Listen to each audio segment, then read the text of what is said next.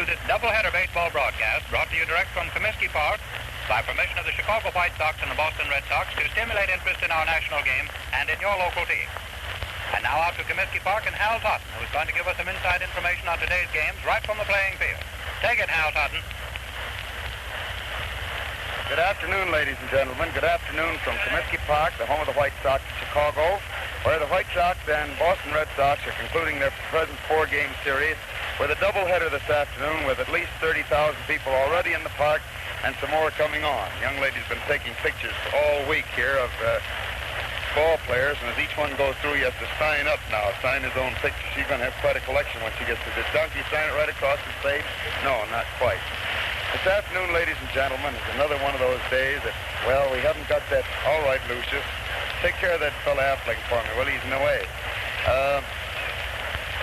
Clear sunshine and hot, a little warmer than it has been in the past, and the wind is a little unsteady. 1 minute it's from the north, next minute from the east, next minute from the south, and you never know just what's going to come next.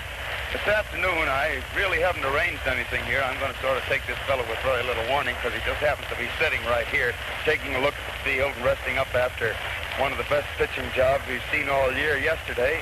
And that's Bill Dietrich, a young man who was new to the White Sox in a White Sox uniform, but who has given them many bad moments in other uniforms in the last couple of years. And Bill, if you don't mind, as I say, this is sort of without warning, would you say a word or two when I ask you a couple of questions? I sure will. I'd like to know this first. How long have you been in the game? Did you start right in with the A's? Yeah, I started in 31. I was farmed out 3 years. I was 31, 32, and 33. Then 34 and 35, I was with the Athletics, and then this is my third change this year already. Well, see, you were at the Athletics, and then where'd you go? Washington. I went to Washington. I was only there about 18 days, and I was sent here. Oh, I see. And how do you like the change? Oh, this is the greatest thing that ever happened to me. I've wanted to come here, be with Jimmy for 2 or 3 years and never been able to do it, and I was sure pleased when I did get the chance to come here. Then you fellas around the circuit really feel the same way about Jim and the fans here do, is that right? Oh, he's the greatest fellow in the game today to me, and most of the boys who play for him. Well, I think the fans would be glad to hear that. We've felt that way, but it's very hard sometimes to get ball players to say that right out in so many words, Sure. Especially those that have been here any length of time. Well, Bill, when you were with the, where did you come from to the A's? Did you come right out of school? High school, yeah. I graduated from high school in 1930. In Philly? Philadelphia. And then went right with them, and now you're with the White Sox. You really think that you've got the club you like to be with, right? Finally got here, yeah. Been trying for 3 years. Been trying for 3 years and finally made it.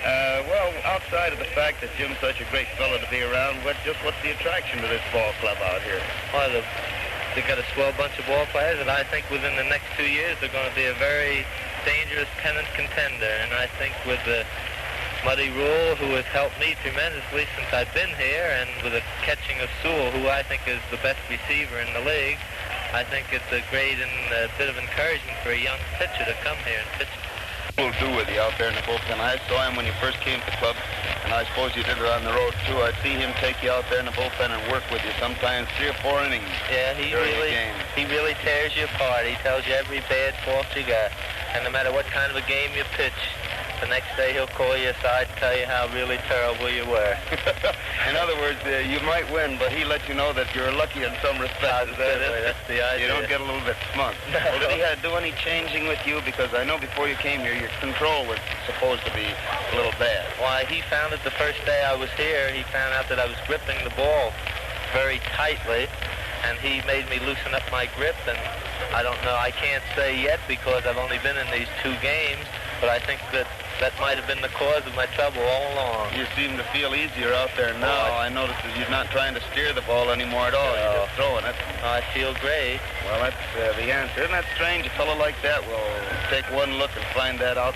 Although I think I've heard Muddy make that same statement to 2 or 3 pitchers. For instance, he's loosened Kennedy's grip. Kennedy was telling me and he's worked on a couple of fellas to loosen their grip. Most pitchers, I guess, young pitchers get an idea you got to grip that ball too tight. Well, then they're trying a little hard, to make good and everything, and they want to grab it and throw it as quick as they get it.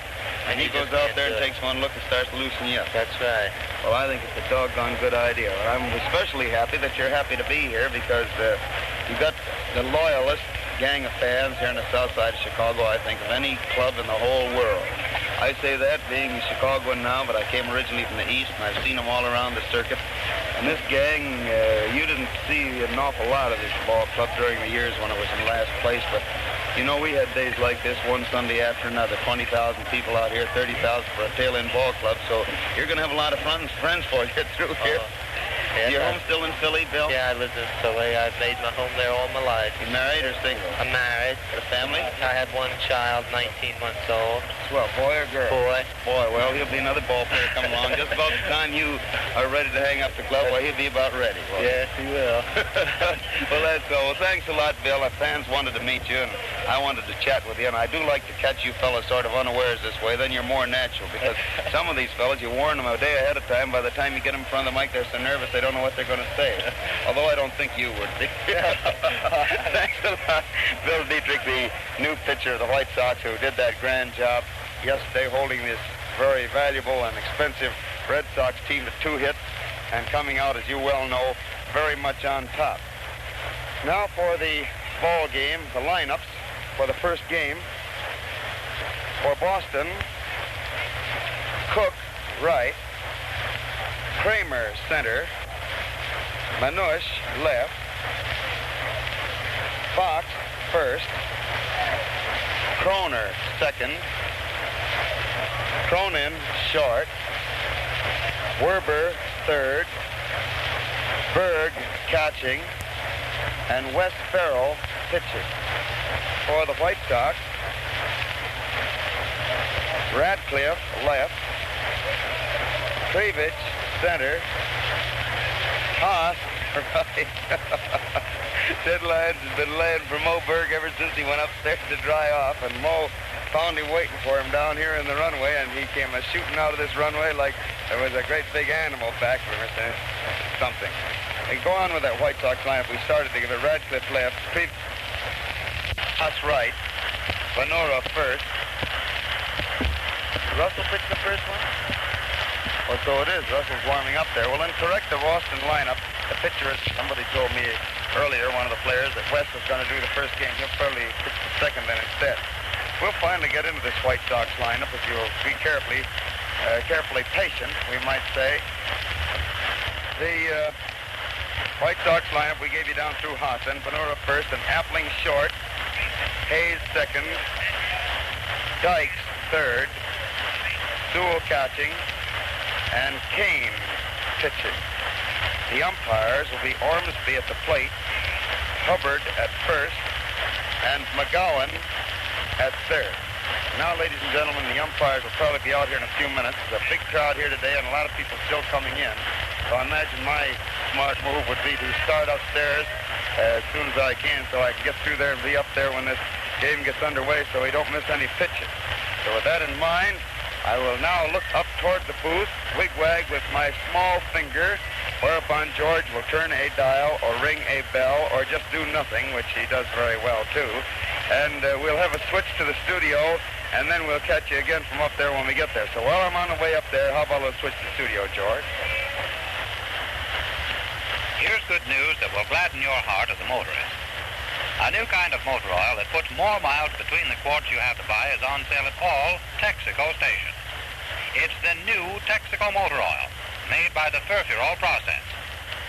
Furfurol is a special refining material that gives an oil a stronger, tougher lubricating film, a film that resists burning up inside the engine. It keeps the crankcase full longer because it is all lubricant.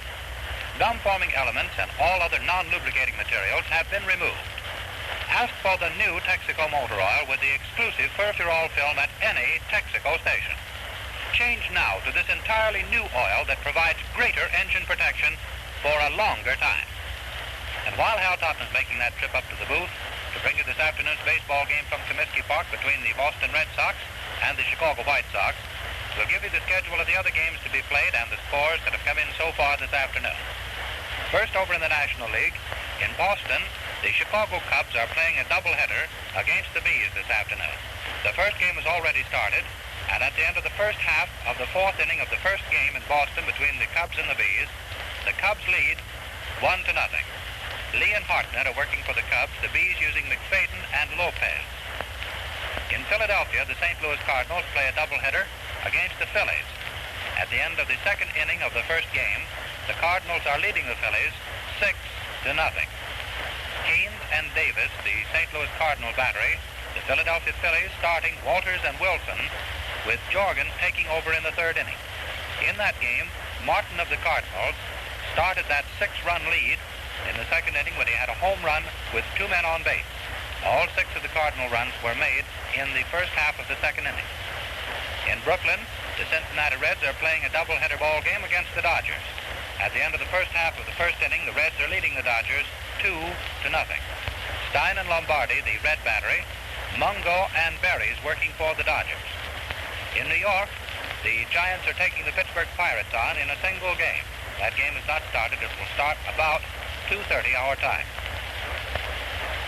And now over to the American League. In St. Louis today, the Browns take on the Philadelphia Athletics. No batteries and no scores on that game, as it will start about 2 o'clock our time. That's going to be a doubleheader ball game between the Browns and the Philadelphia Athletics. In Cleveland, the Indians engage the New York Yankees in a single game. And in Detroit, the Tigers take on the Washington Senators, also a single game. The game at Comiskey Park, of course, is a doubleheader ball game between the Chicago White Sox and the Boston Red Sox. To repeat for you the batteries on that game, to which you'll listen in just a few moments, the Red Sox are starting Russell as the pitcher, Berg as the catcher, the White Sox using Kane and Sewell.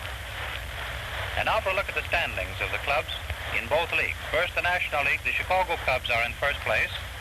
Second place is held by the St. Louis Cardinals. They're 2 games behind. Third place is the New York Giants. Fourth, the Pittsburgh Pirates. Fifth, the Cincinnati Reds. Sixth, the Boston Bees, whom the Cubs are playing this afternoon. Seventh, the Philadelphia Phillies. And in last position, the Brooklyn Dodgers. In the American League, first place is held by the New York Yankees. Second place by the Cleveland Indians, whom the Yankees are playing this afternoon. Third place, the Boston Red Sox, who are out at Comiskey Park playing the White Sox. Fourth place, the Detroit Tigers. Then fifth place, the Chicago White Sox. Sixth place, the Washington Senators. And in seventh position, the St. Louis Browns, who are playing the 8th position Philadelphia Athletics in St. Louis this afternoon in a doubleheader ball game. And now for the standings of the leaders in home run hits scored so far this year. In first position, Lou Gehrig of the Yankees has had 33 home runs so far this year. In second position, uncontested, all by himself, Trotsky of the Cleveland Indians with 31, 2 home runs behind Lou Gehrig. In third place, Jimmy Fox of the Red Sox with 30. Fourth place, Mel Ott of the Giants, 21. In fifth place, tied for fifth place, Averill of the Indians and Camilli of the Phillies with 20. Dickey of the Yankees has had 18. Klein of the Phillies has had 18. Berger of the Bees, 17. DiMaggio of the Yanks, 16. Goslin of the Tigers, 16. Johnson of the Athletics, 16. Medwick of the Cardinals, 15. Selkirk of the Yanks, 14. Also, Jay Moore of the Phillies, 14. Demery of the Cubs, 13. Goodman of the Reds, 12. And the following men have had 11. Oh, correction. Hale of the Indians has also had 12 home runs. These following men have had 11 home runs. Collins of the Cardinals, Mize of the Cardinals, Lazzeri of the Yanks, Cool of the Senators, and Simmons of the Tigers. And now I see that Hal Totten is ready, and we'll go back to Comiskey Park to the baseball game brought to you by permission of the Chicago White Sox and the Boston Red Sox to stimulate interest in our national game and in your local team. Take it, Hal. Back at the ballpark, ladies and gentlemen, for the first game of today's doubleheader between the White Sox and the Red Sox. Chicago and New York bearing down to try to find out what's going to happen in this series because each team has won one game so far. The teams have just taken the field for the start of this ball game.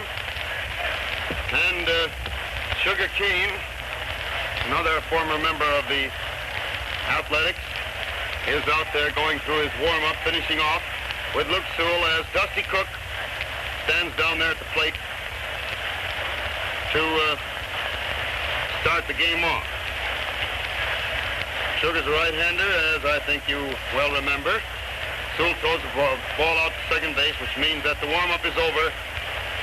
And Dusty Cook, the Red Sox right fielder, a left-handed hitter, steps up there to the plate to start things off in the first game. Have I got Chicago, New York, George? Well, we'll make it Boston then. I'm sorry I slipped up on that. But we had another doubleheader last week, I believe. Rather a violent one. Kane winds up and throws the first pitch, and it's a strike over the inside corner, just about knee-high. The hitter let it go by. One strike on Cook. And he swings the next one to foul it down against the far end of the Sox dugout, and it bounds on down the line, and somebody comes running out of the stands to grab it as it rolls down there in front of the canvas. So it's 2 strikes on Cook. 2 strikes to count.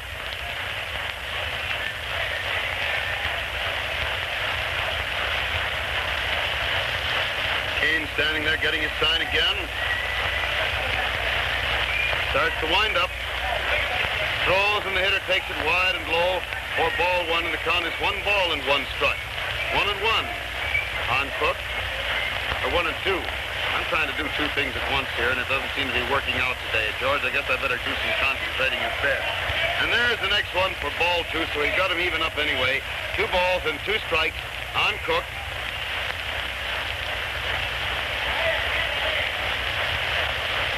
Kane again starts to wind up pitches, and Dusty takes it inside across the waist for ball 3.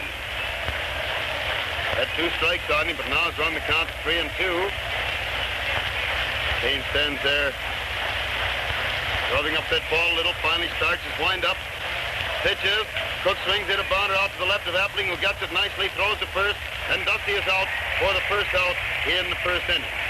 1 out in the first inning for the Red Sox, and Roger Kramer, the Boston center fielder, is at bat.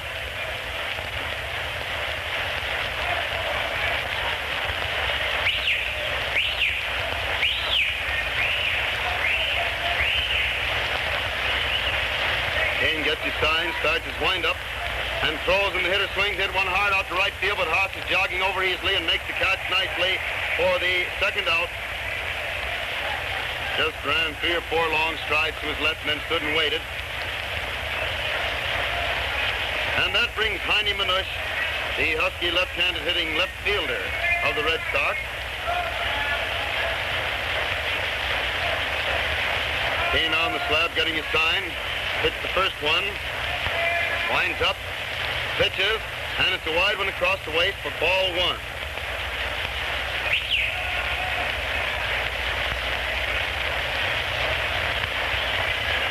Kane has the sign again. Winds up. And pitches, and the hitter swings, hit a high fly into left field. Left fielder Haas is just walking over to that one, and finally jogs 2 short steps and makes the catch easily for the third out, ending the first half of the first inning. No runs and no hits for Boston, and the score is 0-0 as the White Sox come to bat in the last half of the first inning. Rip Radcliffe, left fielder and leadoff man, naturally the first man up. Jack Russell, who is pitching this ball game for the Red Sox, the right-hander who many years ago was with the Red Sox, did a lot of good pitching for them, finally was shifted to Cleveland and then to Washington, and at Washington he did some mighty fine work. Finally ended up by waivers back at Boston this year and has been used mostly in relief work, although he's now starting this ball game as a relief pitcher. He set up quite a record back in Washington's pennant-winning year, 1934, correct? I believe that's right. 33 it was. 35 was the Cubs. 34 was the Cardinal series with Detroit. It was the one in 33. In that year, he did a lot of very fine relief pitching for the club.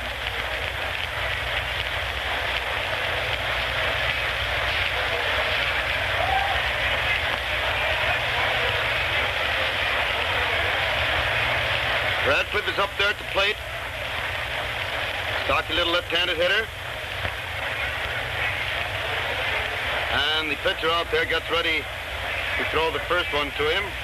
Has quite a bit of trouble, seemingly, to get that ground in shape for his pitching stride.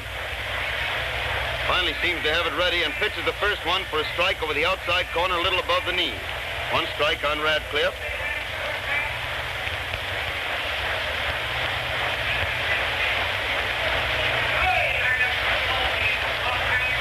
And the next one is wide and low for ball one, so the count is 1-1. 1 ball and 1 strike. Hits the next one, a slow one that is foul down the first baseline. Tried to pull that one to right, but he topped it and it rolled foul. And is fielded by Fox, goes on around the infield.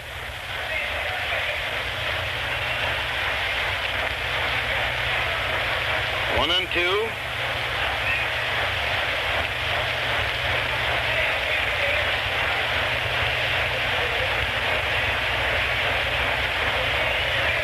Russell stands out there again, studying that ground just in front of the slab. Spent a lot of time kicking that into shape. But finally starts to wind up again, throws, and Rip swings at a slow bounder out to the second baseman. He grabs it, throws to first, and Radcliffe is out for the first out in the first inning, bringing Mike Krivich, White Sox center fielder, to bat. Stocky little right-handed hitter.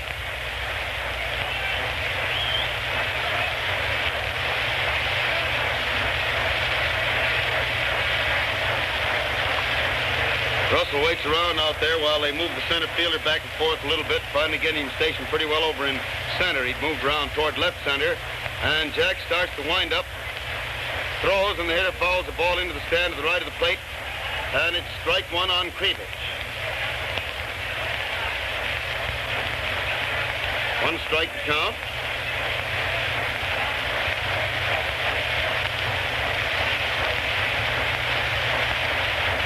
Russell takes quite a while out there. He studies every pitch carefully. Now is winding up again and throws. Gets the ball inside a little bit, down around the waist, and it's 1-1. 1 ball and 1 strike.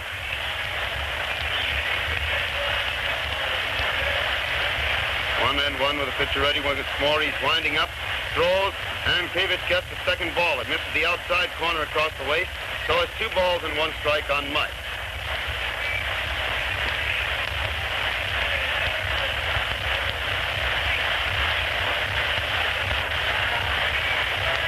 Throws once more, and it's a slow one that floats over the outside corner waist high for the second strike. Hitter stood there and waited and seemed hesitant about making up his mind to go after that cripple. Finally decided to let it go by, and it's 2-2. 2 balls and 2 strikes. He swings again to foul this one on the ground to the left of the plate. It's still 2 balls and 2 strikes on Krivich.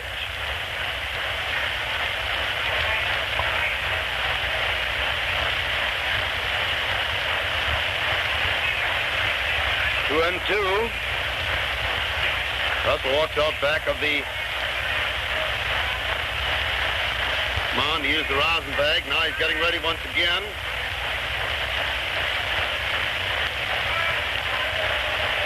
Winds up, pitches, and Mike swings at a high fly, going foul down the right field line. And Fox goes after it, but it drops just in the first tier of boxes, out of his reach, down back at first base, and it's still 2 balls and 2 strikes.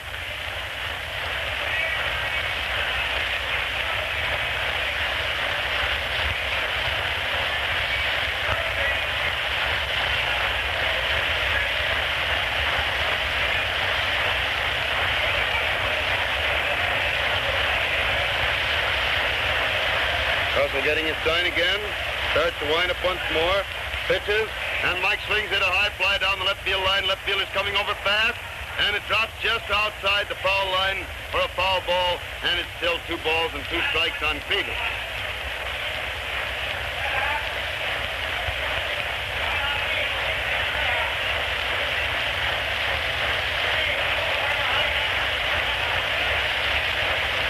Russell's walking around in a circle out in the grass back of the pitcher's mound again, rubbing up that ball.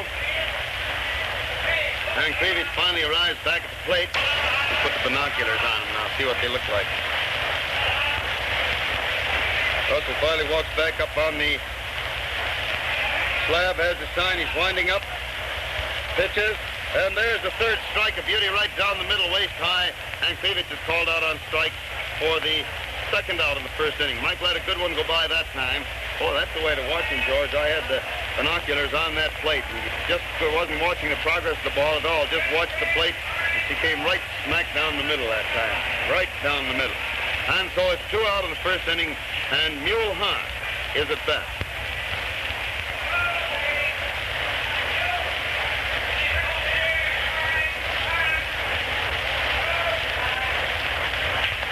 Mule hits the first ball pitch, a slow hopper past the pitcher. Kroner gets it near second base, throws the first, and it's 3 out.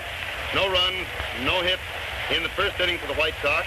And the score is still 0-0 between the White Sox and Boston Red Sox at the end of the first inning of the first game. Does your car tend to heat up, slow and sluggish in heavy traffic? Lots of times the cause is in the motor oil you're using. Oil does more than lubricate. It must seal the pistons and rings in the cylinders if you get full power. Play safe. Use new Texaco motor oil and be sure.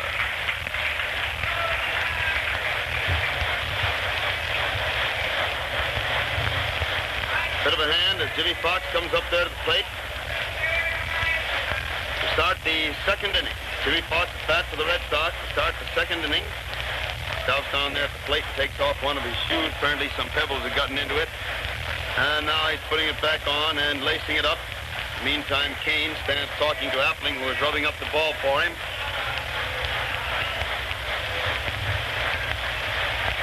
Fox finally gets to his feet, steps up to the plate.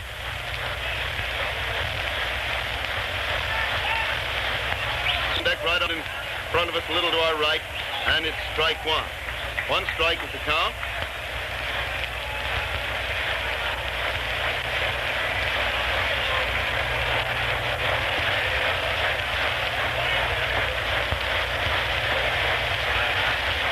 Winds up again, pitches the hitter, hits a beauty down the left field line, just inside the foul line for a long base hit. Ball caroms off the front of the canvas.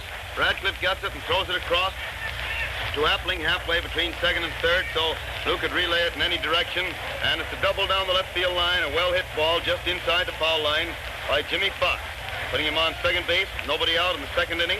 And Kroner, Johnny Kroner, the second baseman, another right-handed hitter, is up there at the plate.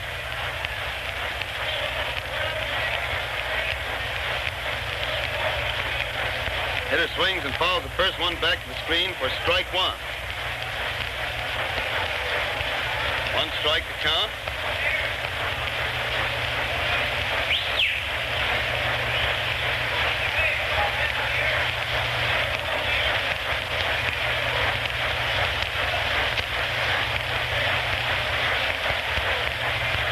He throws again, and it's ball 1 wide, and so the count is 1 ball and 1 strike.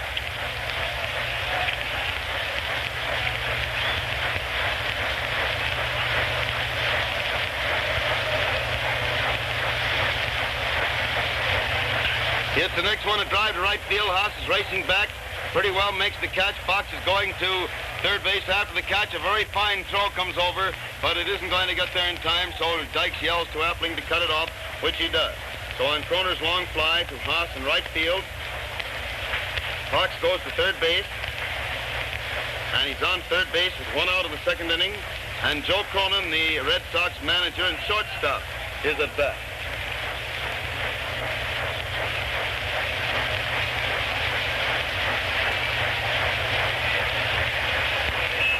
Cronin up there, pitcher out there, gets his sign, starts his wind-up, and throws, and the hitter takes it inside and low for ball 1. 1 ball called.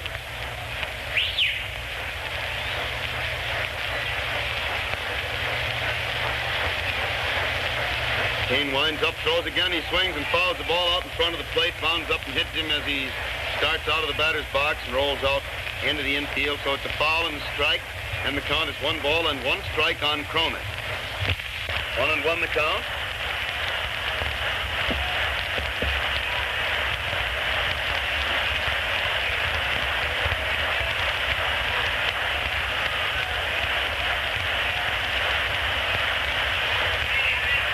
Watching out there again, Gets the sign. He's winding up. And throws him. The hitter swings, hit a bond right. And we're in his trap box between third and home. Dykes has the ball, throws it into Sewell. And Sewell throws the ball, and the runner slides back safely. Sewell held it too slowly, and when he threw it to second, or to third, to Appling, the runner slid in safely. It was a very poorly made play in which they should have had the man out easily.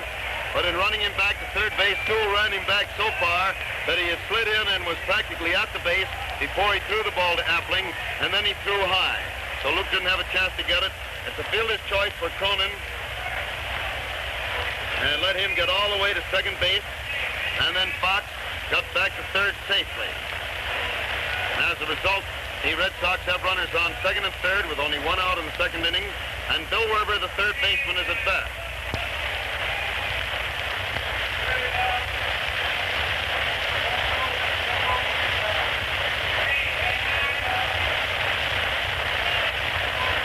It had two out there and a man on not farther than second base. Kane winds up, throws, and Werber takes the ball. It's over the plate, but low, and it's ball one.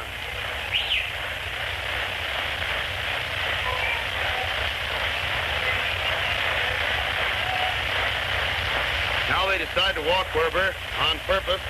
Take a chance on Moberg coming up next with fourth place possible. Pitch one bad one to him, then they decided to give him his base on ball to fill the bases. And here comes the fourth ball, and Werber gets the base on ball as he trots down first base. And so the Red Sox have the bases full in the second inning with only one out. And Moberg is at bat.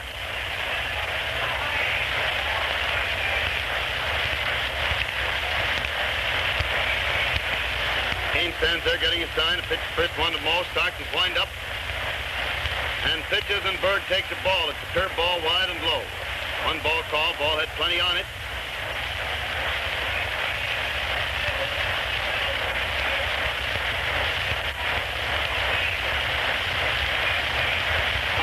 And he swings the next one to hit a bounder down to Hayes, who flips it to Appling. He throws the first, and the double play works. The double play works. All right. Werber came into second base very hard, trying to upset Appling. Hayes got that hard hit ball in a hurry, whirled through perfectly to second. Appling caught the ball coming across the bag, and then threw to first, doubling Berg and getting out of that inning all right. Strategy worked that time in great style. And by that fine comeback, Kane pitching that double play ball perfectly to the hitter, they pulled out of an inning that looked as though it might result in scores on a play in which a runner got back to third base out of a run-up when he really should. So it's no runs, one hit, two men left on base in the first half of the second inning, and the score is still 0-0 as the White Sox come to bat in the last half of the second, with Zeke Ventura getting a nice hand as he walks up there to the plate.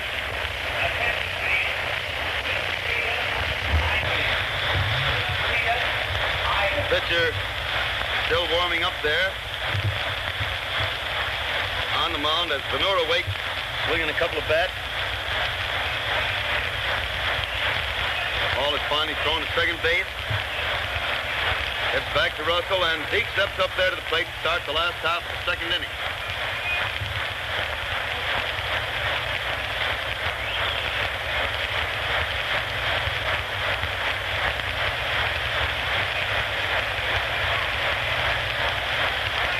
Pitcher throws now, and Zeke takes a fast strike over the inside corner just above the knees. Mr. Russell's got plenty on that ball out there today. One strike on Venura. Pitcher winds up again, throws, and Zeke hits a long drive. Looks like it's in there, way out to deep left field, and it is a home run high into the second deck by Zeke Venura.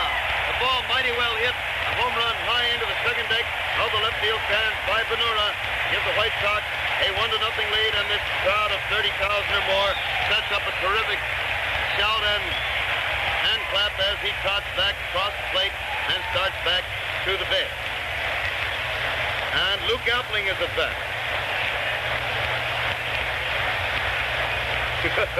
Jimmy Dykes waiting down there alongside the dugout, turned around and kidded Zeke as he walked back, and finally took a bat and gave him sort of a spank as he ducked into the dugout.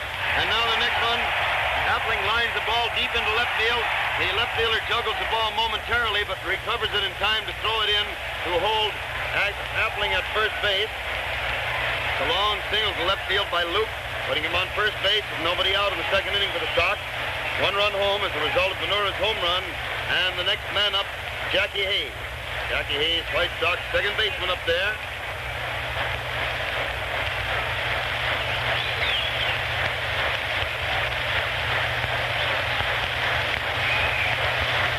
Ready now to pitch the first one to Jackie throws, and they called for a pitch out, apparently thinking that the hit and run was on, or possibly a bunt. They called for a pitch out, and Potts stayed right at first base, but seeing where the ball was going and where the catcher was leaping to get it, Appling didn't move off the bat. Russell still watching first pitches again, and it's a strike over the heart of the plate above the knees to make it 1-1. 1 ball and 1 strike on Hayes. 1-1 to count. Russell turns and throws to first. Appling had just started to take his lean towards second and had to swing all the way around to get back to first base, but he did it all right. Chiarretti faces the plate and pitches, and the hitter fouls this one back to the screen. It's still 1-2. 1 ball and 2 strikes on Jackie Hayes.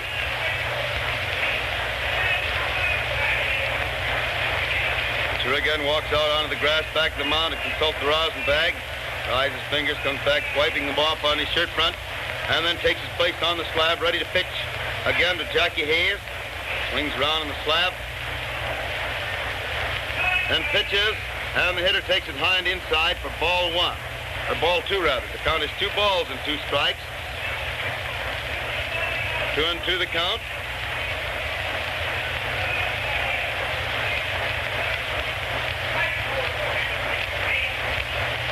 Now with the runner on the go, Hayes hits a powerful wallop down the left field line, just inside the foul line, hits the canvas, bounces back in.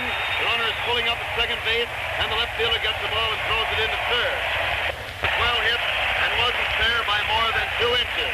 But it was fair enough so as there was no squawk or complaint from the Red Sox players. A mighty well hit ball on a hit-run play down the left field line for 2 bases by Jackie Hayes, scoring Appling from first base. Jackie himself is on second now.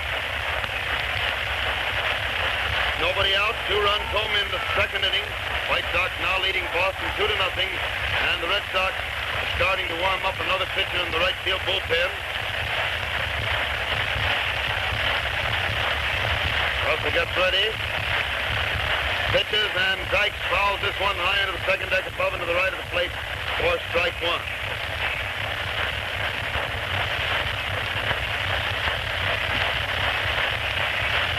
Stops to use the rosin bag for a moment, then walks slowly back onto the slab. Dykes back in there at third base today after rest of nearly a week's duration, which he's already got those old tired legs. He is rested up, ready to go back in there once more. Dykes bunts the next one, and to bunt back to the pitcher who turns, sees that he can't get the man at third, so throws to first, and it's a perfect sacrifice. Russell to Potts by Dykes. Jimmy almost got that ball around to the right far enough to get it past Russell. He'd had it beat, but it was just within reach of Russell, who fielded it very fast, and the sacrifice moves Hayes to third base. And he's on third with 1 out, 2 runs home in the second inning. And Luke Sewell, the White Sox catcher, is at bat.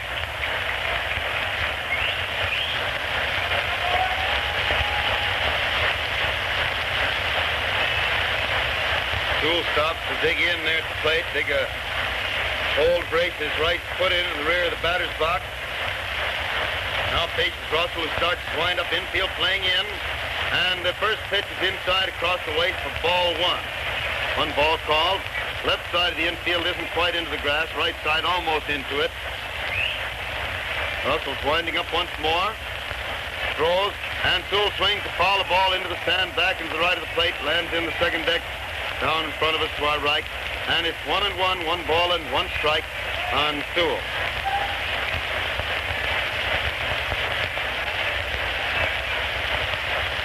And 1 is the count.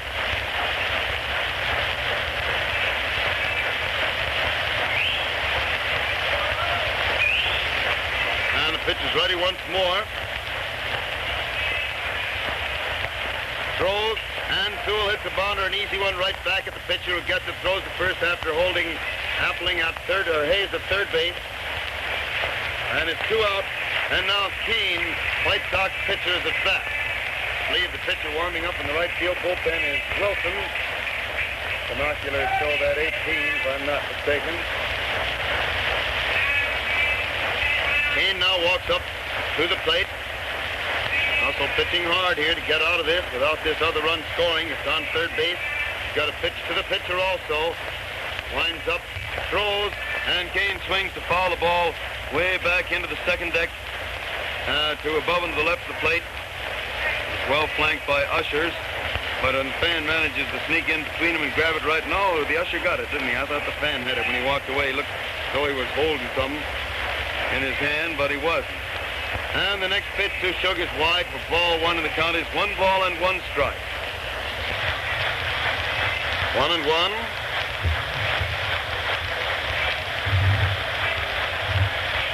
Pitch goes back to finger the rosin bag again, walks slowly back onto the slab. Gets his sign, he starts to wind up. And throws, and Shug hits the slow bounder over the pitcher's head. Cronin comes in fast, gets it, throws to first, and Keane is out by not much more than a step for the third out, ending the second inning with 2 runs, 3 hits, 1 man left on base. And at the end of the second inning, the White Sox are leading the Red Sox by a score of 2-0.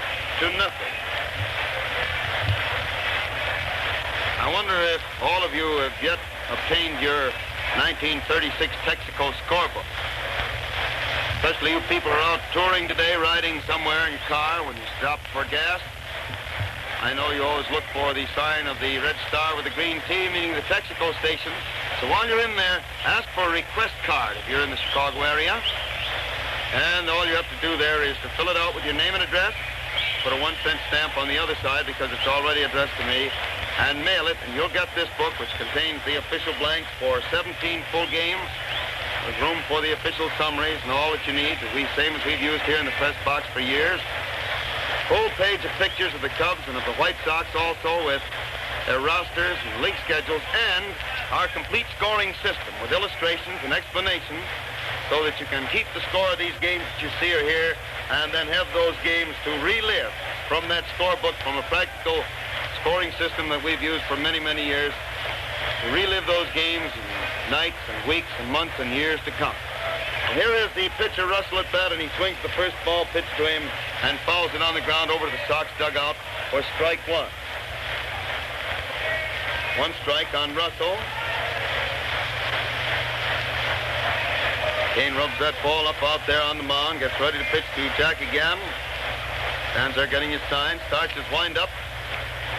Throws, and Russell takes a strike 2. It's over the inside corner about waist high. So it's 2 strikes on Jack. 2 strikes on Russell.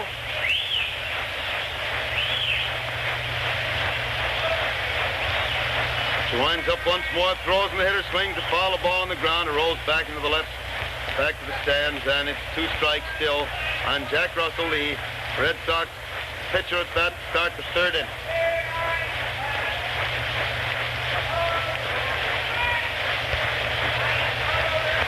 Kane takes his time out there, getting ready to pitch. He's winding up and throws, and the hitter starts to swing, stops. The ball hits the bat, rolls out toward the pitcher. Kane comes in, gets it, throws to first, and Russell is out for the first out in the third inning. Jack tried to stop his swing after starting for that ball.